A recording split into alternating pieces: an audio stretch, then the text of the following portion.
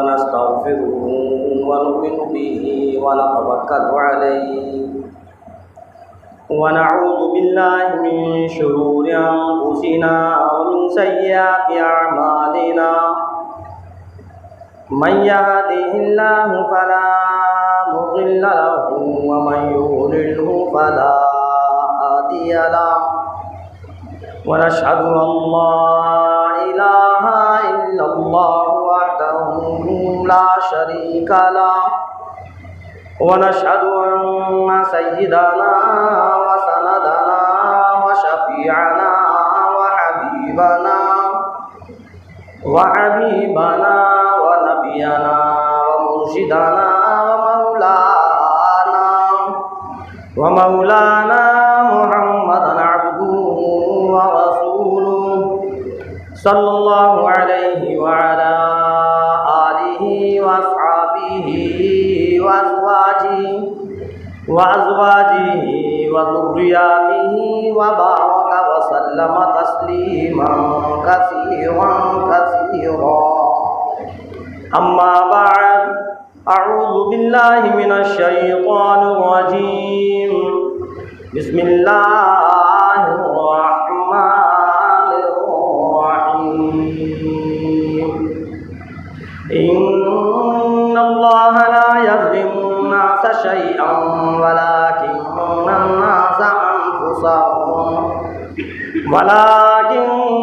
الناس أنفسهم يظلمون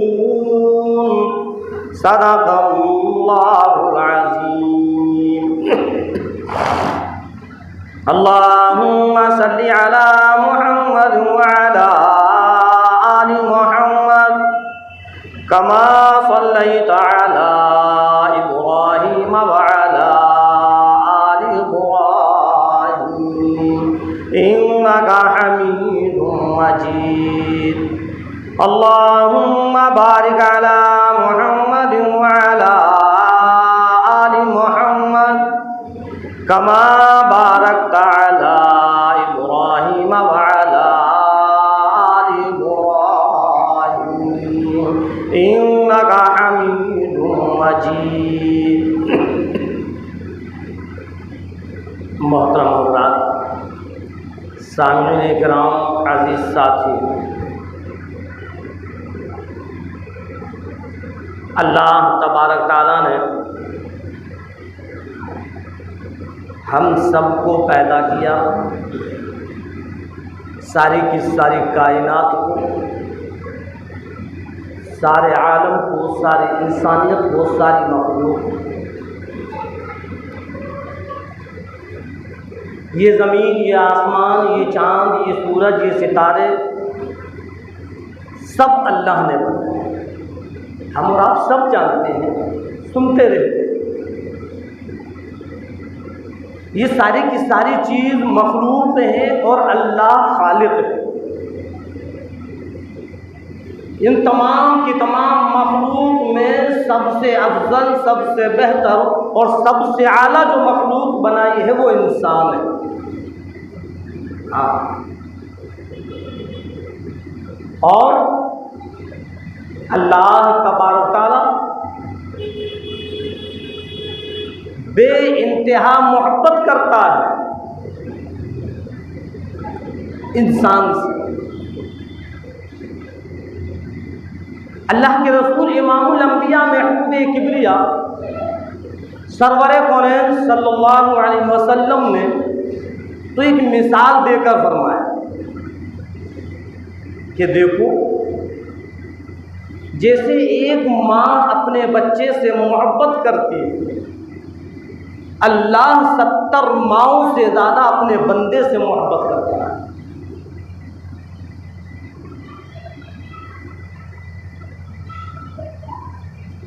और वो बड़ा रहमुर राहिमीन है। वो ये नहीं चाहता कि मेरा बंदा परेशान हो। जो इतनी मोहब्बत करने वाला हो तो वो कैसे चाहेगा कि बंदा परेशान हो। लेकिन फिर भी अगर ज़रा सी परेशानी हम लोगों पर आ जाती है, अगर किसी तकलीफ का सामना करना पड़ता है, तो फौरन हमारी ज़बान से निकलता है, अल्लाह बस मैं ही रह गया था, सारी की सारी गुर्बत मेरे ऊपर डाल दी। ऐसे अल्फाज नहीं कहना चाहिए। अगर परेशानी आ जाए तो उस परेशानी पर, उस तकलीफ पर सब्र करो। इन्नल्लाह मअस साबिरीन, अल्लाह सब्र करने वालों के साथ। और अगर खुशहाली आ जाए तो उस पर शुक्र करो। हाँ, परेशानी का आना, तंगदस्ती का आना, ये हमारे अमाल की वजह है। जो हमारी बदआमालियाँ हैं, जो हमारे गुनाह हैं, जो हमारी गलतियाँ हैं, जो हमारी खताएँ हैं, उन बदआमालियों की वजह से, उन गुनाहों की वजह से, उन खताओं की वजह से, उन लग़ज़िशों की वजह से हमारे ऊपर परेशानियां आ रही हैं। और परेशानियां आती हैं जो आज हम और आप पर जुल्म हो रहा है, जो हम और आप जुल्म का शिकार बने हुए, चारों तरफ से एक ही आवाज़ आ रही है, हाय जुल्म, हाय जुल्म, हाय जुल्म। और कुछ नादान ऐसे अल्फाज निकालते हैं कि मुसलमानों पर जुल्म हो रहा है और अल्लाह कुछ नहीं कर रहा। कुछ है ऐसे ना, वो अपनी तरफ नहीं देखते कि हमारे अमाल कैसे हैं, वो सीधे परवरदिगार आलम को निशाना बना लेते हैं कि है अल्लाह की बगैर मर्जी के तो कुछ हो ही नहीं सकता। वो नादान क्या कहते हैं कि अल्लाह की बगैर मर्जी के कुछ हो ही नहीं सकता।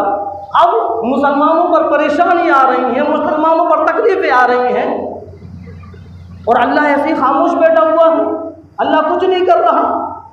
गोया कि उनका कहने का मकसद ये है कि अल्लाह जुल्म कर रहा है। जब हम ये कह रहे हैं कि अल्लाह खामोश है, अल्लाह कुछ नहीं कर रहा, तो इसका मतलब ये हुआ कि अल्लाह जुल्म कर रहा है? नहीं, अल्लाह तो अरहमुर राहिमीन है, अपने बंदों से बेइंतहा मोहब्बत करने वाला है। हाँ, वो किसी पर जुल्म नहीं करता। अरे वो जुल्म कैसे करेगा, वो तो जुल्म करने वाले को पसंद नहीं करता। परवरदिगार आलम जुल्म करने वाले को पसंद नहीं करता। और आज 15वीं सदी का मुसलमान, उसने अपनी सोच और अपना जहन ये बना लिया कि जुल्म पर जुल्म हो रहे हैं, अल्लाह कुछ नहीं कर रहा। इरशाद फरमाया परवरदिगार आलम ने, रब्बे कायनात ने, मालिक हकीकी ने, इन्नल्लाह ला यज़लिमु नासा शैआ।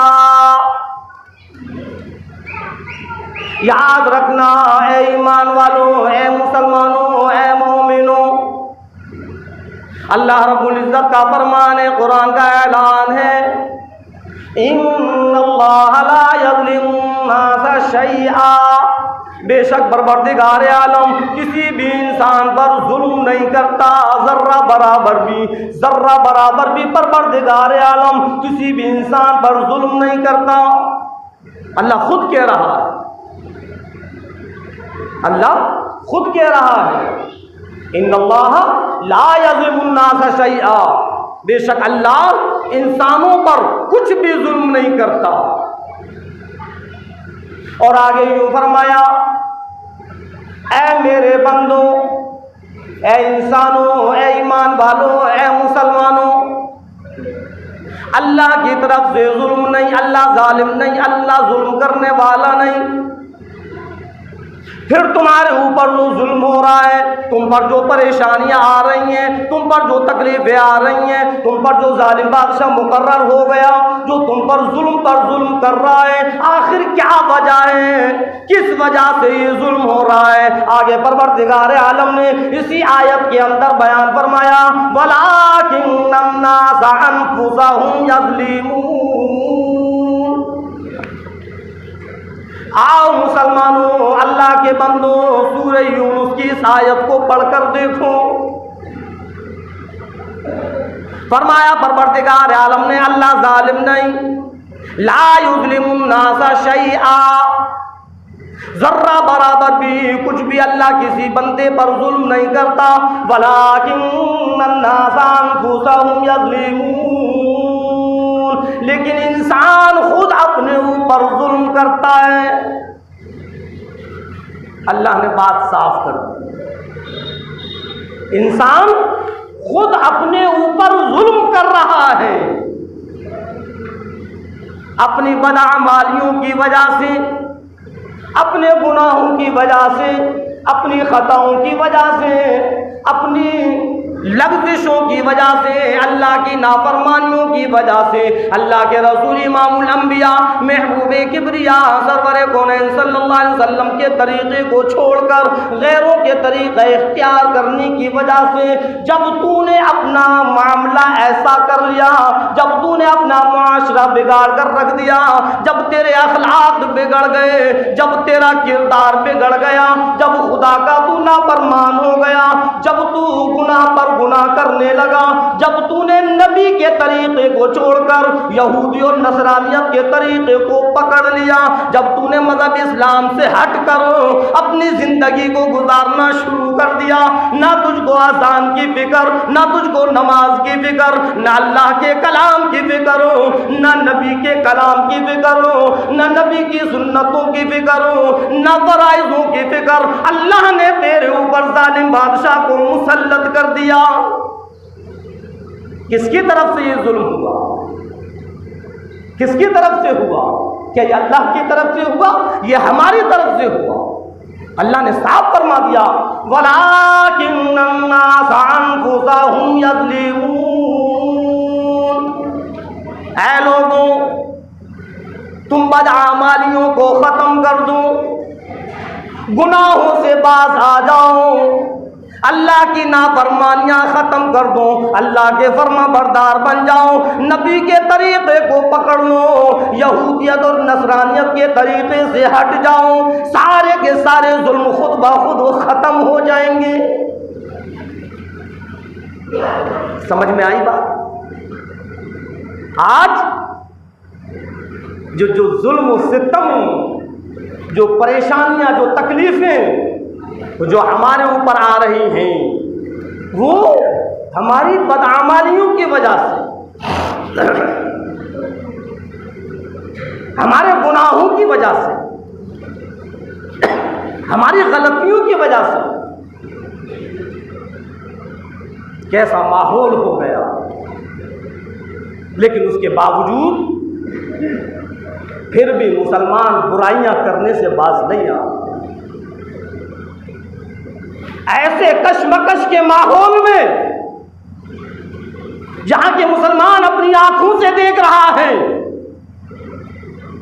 मोबाइलों पर, न्यूज़ों पर, पेपरों में, अखबारों में, समाचारों में सुन रहा है और देख रहा है कि आज जमीन के ऊपर, आसमान के नीचे ये कैसे जुल्म सितम के पहाड़ तोड़े जा रहे हैं।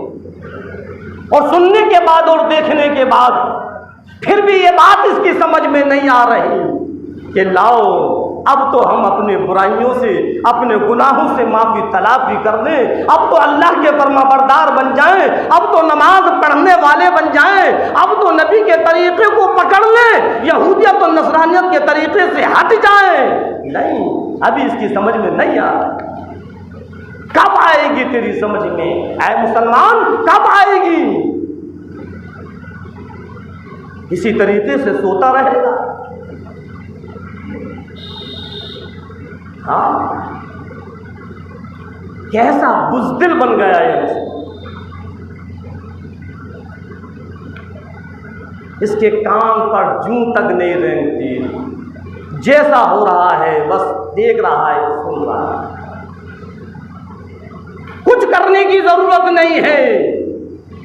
सिर्फ एक अमल करने वाले बन जाओ, रब्बे जुल जलाल की कसम, सारे के सारे जुल्म सितम खत्म हो जाएंगे, सारी बुराइयां खत्म हो जाएंगी, सारी की सारी तकलीफें, सारी परेशानियां खत्म हो जाएंगी। सिर्फ एक अमल पर आ जाओ, सिर्फ एक अमल पर। मैं नहीं कह रहा, ये अल्लाह का कलाम कह रहा है, ये कुरान करीम कह रहा है, ये अल्लाह का फरमान कह रहा है। इन्ना सलात तन्हा अनिल फ़ाशाइ वल मुनकर, अल्लाह ने बतला दिया वो कि बेशक नमाज तमाम बेहयाओं बुरी बातों से रोक देती है। अल्लाह फरमा रहा है क्या लोगों, नमाज, बेशक नमाज तमाम बेहयाई और बुरी बातों से रोक देती है। नमाज पढ़ने वाले बने। खुदा की कसम, जब मुसलमान के घर का हर फर्द, छोटा हो या बड़ा हो, जवान हो या बूढ़ा हो, मर्द हो या औरत हो, जब वो नमाज का पाबंद बन जाएगा, ये सारे जुल्म सितम खत्म हो जाएंगे। हमारी समझ में नहीं आ रहा, और मैं नहीं कह रहा ये अल्लाह का फरमान है, कुरान का ऐलान है। बेशक नमाज तमाम बेहयाई और बुरी बातों से रोक देती है। इन्ना सलात तन्हा अनिल फ़ाशाइ वल मुनकर, क्या वजह है? कुछ लोग ऐसे हैं जो सोचो विचार में पड़े हुए हैं कि मौलाना साहब हम तो नमाज की पाबंदी करते हैं, हम तो नमाज का एहतमाम करते हैं, हमारे सारा का सारा घर नमाज पढ़ने में लगा हुआ है, फिर भी तकलीफें दूर नहीं होती, परेशानियां दूर नहीं होती, कर्ज पर कर्ज चढ़ता चला जा रहा है, घर में बीमारियां आती चली जा रही हैं, बीमारियां हटने का नाम नहीं लेती। हम तो नमाज के पाबंद हैं, फिर भी बुराइयां हमारा हमसे हटती नहीं, क्या वजह है? इधर कुरान करीम कहता है इन्ना सलाता तन्हा अनिल फ़ाशाइ वल मुनकर, बेशक नमाज तमाम बेहयाई और बुरी बातों से रोक देती है। और इधर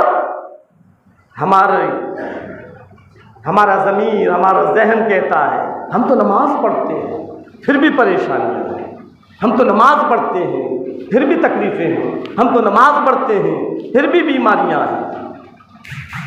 हमारी नमाज क्यों नहीं रोक रही? ज़रूर हमारी नमाज में कुछ ना कुछ कमी है। समझ में आई? अल्लाह का कलाम बिल्कुल सही है, ला रैब फीह, इस कलाम में तो शक और शुबा करने की भी गुंजाइश नहीं। अगर हमने शक और शुबा किया तो हमारा ईमान ख़त्म हो जाएगा। पता ये चला कि जो नमाज हम पढ़ रहे हैं, अब ये हमारी नमाज, जिस तरीके से नमाज पढ़ना है उस तरीके से हम नमाज नहीं पढ़ रहे, जब तो हमारी बुराइयां ख़त्म नहीं हो रही। नमाज के तरीके से पढ़ो। एक नमाज सीख कर पढ़ना और एक नमाज देख कर पढ़ना, दोनों नमाजों में ज़मीन और आसमान का फ़र्क है। हमने नमाज पढ़ना तो शुरू कर दी, लेकिन सामने वाले को देख रहे हैं कि इसने नियत बांध ली, हमने भी नियत बांध ली, इसने रुकू किया हमने भी रुकू कर लिया, इसने सजदा किया हमने भी सजदा कर लिया, बस उसको देखकर हम नमाज पढ़ रहे हैं। और एक वो नमाज है कि उसको फिक्र हुई कि नमाज में क्या पढ़ा जाता है, नमाज किस तरीके से पढ़ी जाती है। उसने किसी आलिम से, किसी हाफिज से, किसी इमाम से पूछा और उसको याद किया। इधर नमाज भी पढ़ता है और याद भी करता है, तो उस नमाज में, इस नमाज में बहुत फर्क है। दूसरी चीज़ ये, एक नमाज ऐसी है कि सिर्फ हमने फॉर्मेलिटी अदा की, फ़र्ज है नमाज पढ़नी, आए जल्दी जल्दी वुज़ू किया, जल्दी जल्दी वुज़ू कर और आए नियत बांधी और 2-4 सेकंड और 2-4 मिनट में हमने नमाज पढ़ी, इधर से निकल गई। ये कोई नमाज है? ऐसी नमाज होगी? अल्लाह के रसूल इमामुल अंबिया महबूब किबरिया मदनी करीम सल्लल्लाहु अलैहि वसल्लम ने फरमाया, जिस नमाज में खुशू और खुजू नहीं वो नमाज काबिल कबूल नहीं। हम तो ये देखते हैं हमारे बहुत से मुसलमान भाई, हमारे नौजवान साथी कुछ ऐसे हैं, मैं किसी को निशाना नहीं बना रहा, मैं तो एक आम बात कर रहा हूँ। कुछ ऐसे हमारे भाई हैं कि यहाँ हम 2 रकात नहीं पढ़ पाते, वहाँ 4 रकात पढ़कर ख़त्म नमाज। ये कोई नमाज है? अरे जहाँ हमने 5 मिनट लगाए, जहाँ हमने 4 मिनट लगाए, जहाँ हमने 6 मिनट लगाए, वहाँ 10 मिनट और लग जाएंगे। नमाज सुकून के साथ, इत्मीनान के साथ नमाज। इसीलिए तो फरमाया कि अगर तुमको भूख लग रही है, एक बहुत अहम मसला बतला रहा हूँ, इधर नमाज का वक्त हो गया, इधर तुमको भूख लग रही है, तो ये फरमाया पहले खाना खा लो ताकि सुकून से और इत्मीनान से नमाज पढ़ सको। लेकिन हमारा जहन क्या है, लाओ जल्दी से पहले नमाज पढ़ाओ फिर सुकून से खाना खाओ। क्यों? क्या नमाज सुकून से नहीं पढ़ सकते? मसला है ये। अगर भूख की शिद्दत है और भूख की शिद्दत में अगर तू नमाज पढ़ने के लिए खड़ा हो गया तो तेरा जहन नमाज में नहीं होगा, तेरा जहन भूख की तरफ रहेगा। इसलिए फरमाया कि पहले तू पेट भरकर खाना खा, जब खाने से फारिग हो जाए तब नमाज इत्मीनान और सुकून से पढ़ना। नमाज सिर्फ फॉर्मेलिटी का नाम नहीं है कि बस गए मस्जिद में और जल्दी से वुजू किया और नमाज पढ़कर बाहर निकल आए। सुकून और इत्मीनान के साथ नमाज, ऐसे नमाज पढ़ो, ऐसी नमाज पढ़ो कि अल्लाह तुमको देख रहा है और अल्लाह को तुम देख रहे हो। और ये फरमाया कि अगर इतना मजबूत और इतना कवी ईमान नहीं है तो फिर कम से कम ये ख्याल करो कि अल्लाह तुमको देख रहा है। ऐसी नमाज। और जल्दी जल्दी वाली नमाज, जल्दी से रुकू करना और जल्दी से सजदा करना। अल्लाह के रसूल सरकार दो आलम सल्लल्लाहु अलैहि वसल्लम ने उसको बदतरीन चोर बतलाया है, जो नमाज के अंदर चोरी करता है। नमाज के अंदर चोरी करने का मतलब क्या है? बस जल्दी से उसने वहीं के वहीं सजदा किया और सही तरीके से दूसरे सजदे के लिए नहीं बैठ पाया, ठाम से दूसरे सजदे में गिर गया। कौवे जैसी खोट मारनी नहीं, ये नमाज नहीं है। सुबहान रब्बियल अज़ीम, सुबहान रब्बियल अज़ीम, सुबहान रब्बियल अज़ीम। इत्मीनान से जे तस्बीह हो तब रुकू होगा।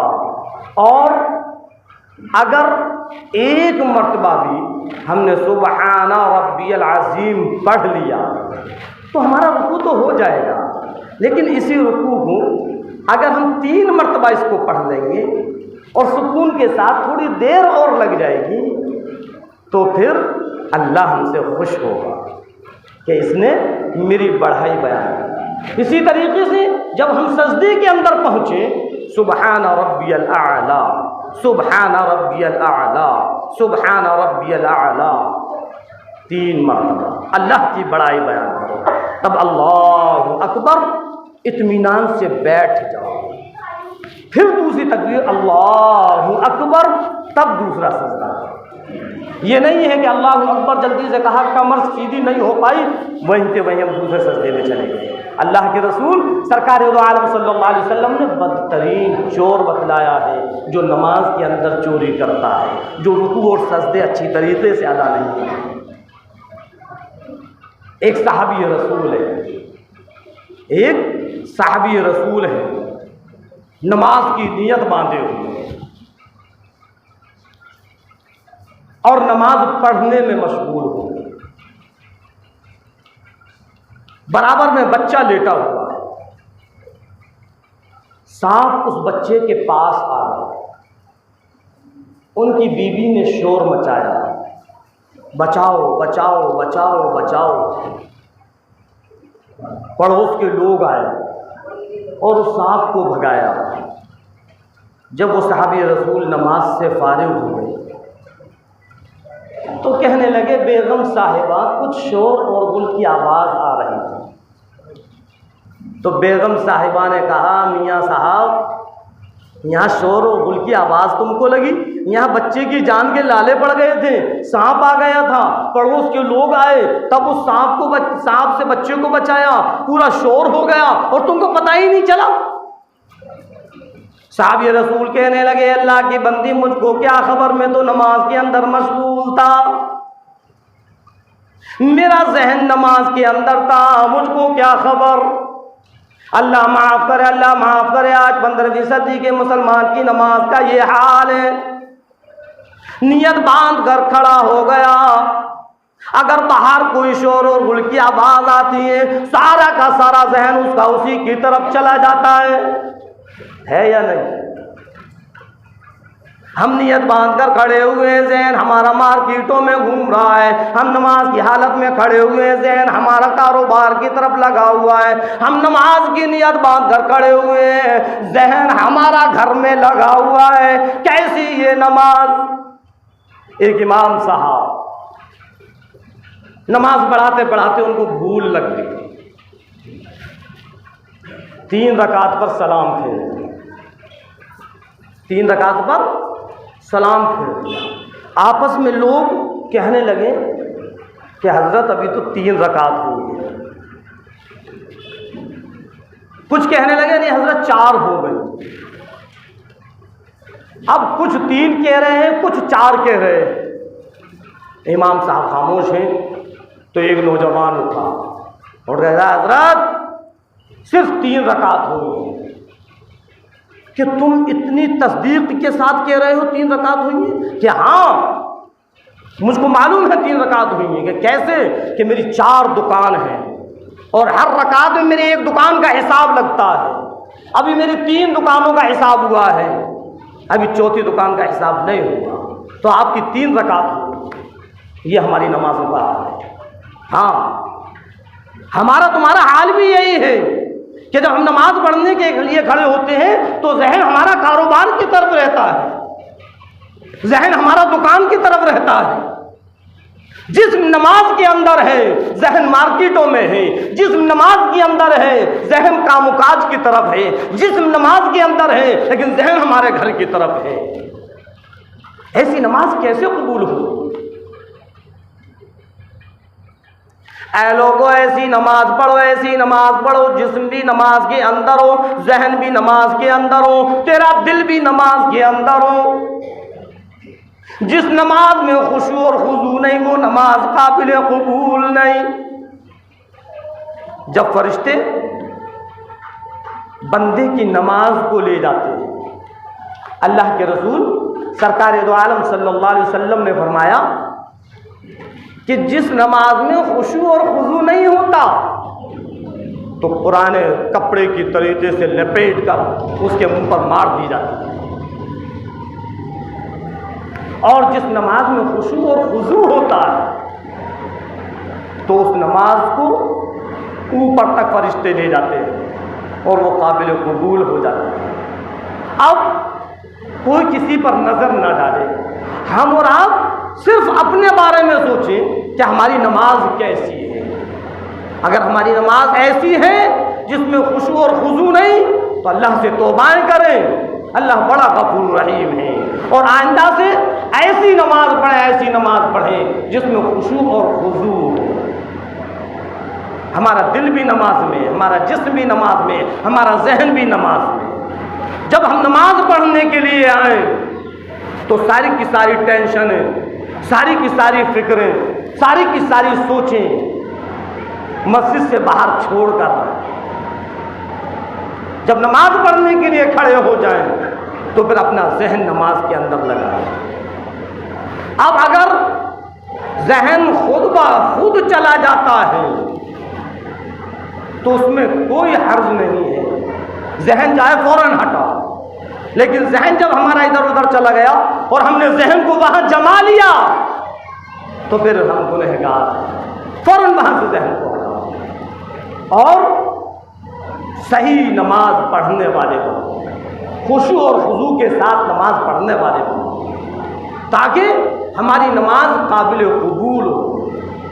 हाँ, तब ये नमाज हमको हमारी बेहयाई और बुरी बातों से हमको रोके। इन्ना सलाता तन्हा अनिल फहशाई वल मुनकर, अल्लाह ने जो फरमाया कि बेशक नमाज बेहयाई और बुरी बातों से रोक देती है। तो हम ऐसी नमाज पढ़ें, ऐसी नमाज ना पढ़ें जो सिर्फ दिखलावे की नमाज हो, कि लोग कहें कि हाँ हम नमाजी हैं। दिखलावा तो बिल्कुल ना हो।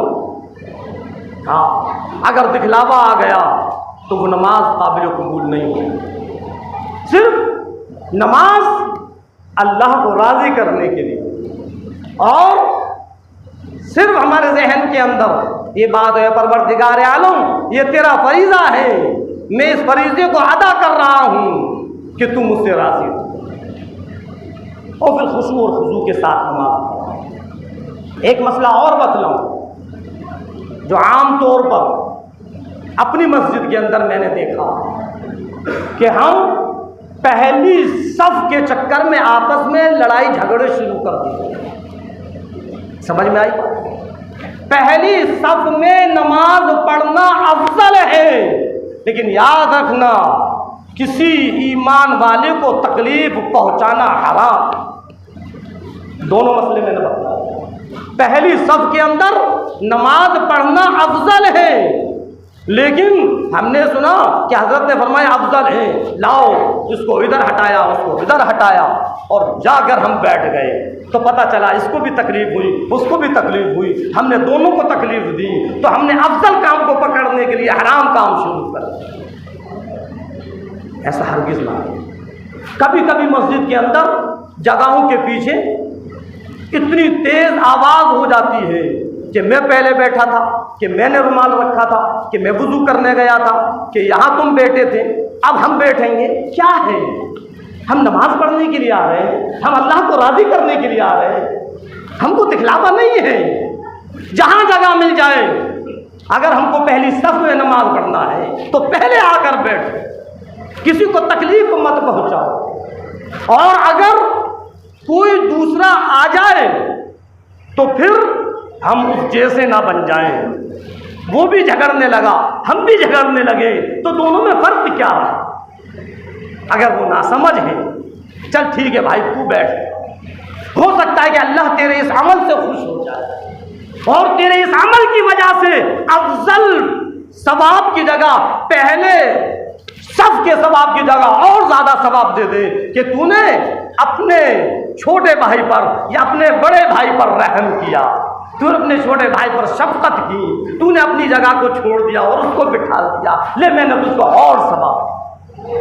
कोई पता नहीं कि अल्लाह हमारे किस अमल से खुश हो जाए, लेकिन ये अल्लाह का घर, इस अल्लाह के घर में याद रखना अगर हमने तेज आवाज में भी हमने बात की तो अल्लाह नाराज हो जाएगा, और अगर अल्लाह नाराज हो गया तो हमारी सारी की सारी इबादत खराब हो जाएगी। आए थे हम नमाज पढ़ने, आए थे हम सवाब हासिल करने के लिए, जरा से गुस्सा गर्मी पर हमने सवाब को एक तरफ रखा, गुनाह के मुस्तहिक बन गए। मेरे भाइयों, मेरे अजीजों, मेरे दोस्तों, ऐसा काम मत करो जिसमें कि हम गुनाह के बाइस बन जाएं। जहाँ जगह मिल जाए वहाँ बैठ जाओ। अल्लाह हमारी नमाजों को कबूल कर दे, बस अल्लाह से ये दुआ है। अल्लाह रब्बुल इज़्ज़त हम और आपको कहने और सुनने ज़्यादा अमल करने की तौफीक अता फरमाए। वमा अलैना।